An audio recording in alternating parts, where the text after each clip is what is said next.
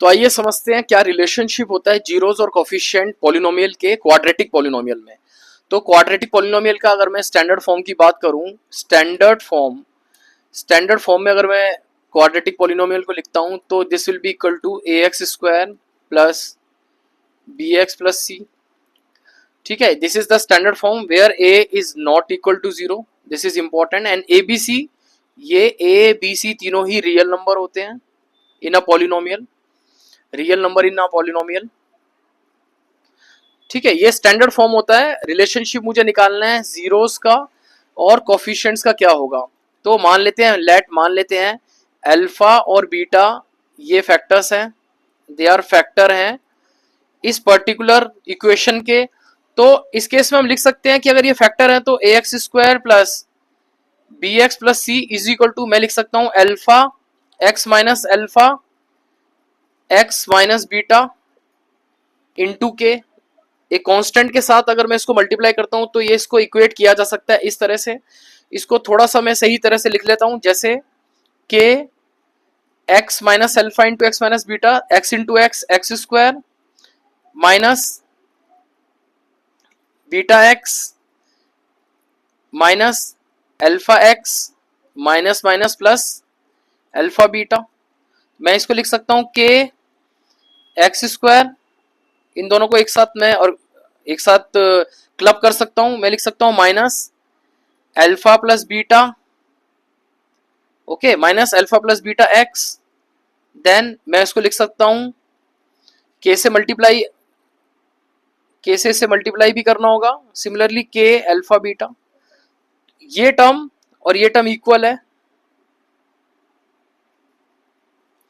इससे क्या निकल के आता है, इससे निकल के आता है कि a x square is equal to k x square, इसका मतलब ए इज इक्वल टू के हो जाता है, नंबर वन।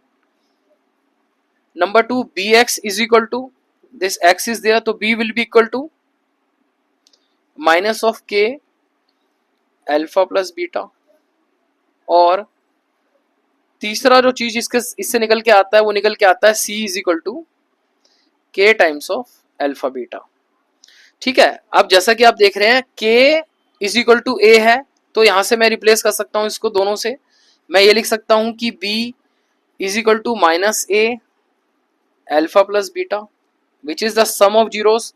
तो this will be equal to sum of zeros, या तो मैं कह सकता हूं कि alpha plus beta sum of zeros will be equal to, ये इधर चला जाएगा माइनस का साइन, तो this will be equal to minus b by a. ठीक है, इसी तरह से इस केस में ये हमारा केस रिप्लेस हो जाएगा विद ए, तो this will be equal to alpha into beta will be equal to c by a. ठीक है, this is the product of zeros is equal to c by a, alpha beta is equal to c by a. This is equal to what, it is equal to minus of coefficient of x, x का coefficient है, divide by a is coefficient of x square. Similarly इस case में this will be equal to constant term divide by a here is coefficient of x square.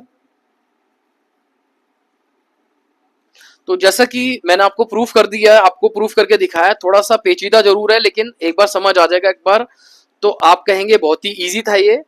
कैसे मैंने relate किया, standard form के अंदर alpha beta जो है, जो इसके रूट्स हैं, जीरोस हैं, उसका सम और उसका प्रोडक्ट को with the coefficient minus coefficient of x, in this case sum of the zeros is minus of coefficient of x divide by coefficient of x square आ रहा है, और alpha beta which is product of this zeros is equal to आ रहा है constant term को divide अगर हम करते हैं कोफिशिएंट ऑफ एक्स स्क्वायर से।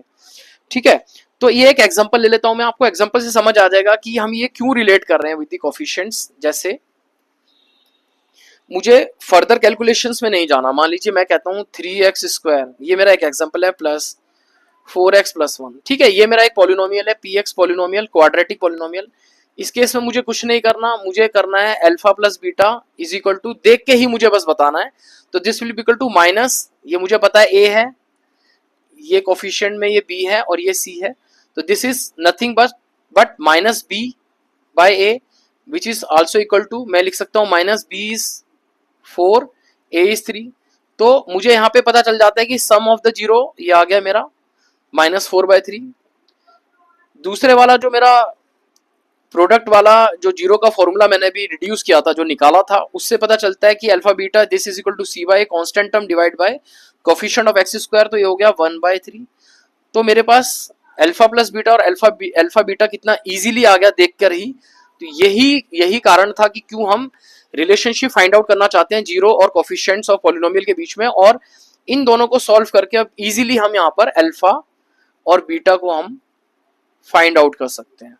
ये हमारा रीजन होता है। लीनियर पॉलिनोमियल में तो बहुत इजीली आप निकाल सकते हैं -b/a, और इस केस में दोनों आ गए हैं, आप इसको सॉल्व करके भी आप निकाल सकते हैं। जैसे इस पर्टिकुलर केस में आप अल्फा बीटा 1/3 है, तो अल्फा को आप ले सकते हैं 1/3 बीटा, और इसको ऊपर वाले में सब्सटीट्यूट करके आप एक वैल्यू निकाल लेंगे, और फिर एक वैल्यू के बाद दूसरी वैल्यू आप दूसरे टर्म से आप एक्सप्रेशन से निकाल सकते हैं।